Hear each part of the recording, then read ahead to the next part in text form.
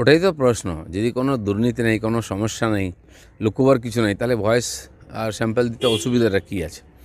আমি আগেই বলেছিলাম, যারা তদন্তে বাধা দিচ্ছেন, ইডি সিবিআইয়ের অধিকার আছে তাদেরকে তুলে নিয়ে আসার, আর তুলে আনা উচিত। শেষ পর্যন্ত সেটাই হলো, হসপিটাল থেকে তুলে আনতে হয়েছে। এরকম ছোট ছোট বাধা সৃষ্টি করে পুরো তদন্তকে আটকে দেওয়ার যে চক্রান্ত চলছে, আমার মনে হয় গায়ের জোরে সেগুলোকে বাধা পার করতে হবে। নাহলে বাংলার মানুষ যেদিকে তাকিয়ে আছেন সিবিআই ইডির দিকে, যে তারা এই দুর্নীতিকে পর্দাফাঁস করবে, তুলে ধরবে, দোষীদের সাজা দেবে, সেটা না হলে সম্ভব হবে না। শারীরিক অসুস্থতার কথা বলে কণ্ঠস্বর নমুনা সংগ্রহ করতে দেয়নি এসএসকেএম, সেই কাজ জোকা ইএসআই হাসপাতালে 30 মিনিটে সম্পন্ন হলো কি করে?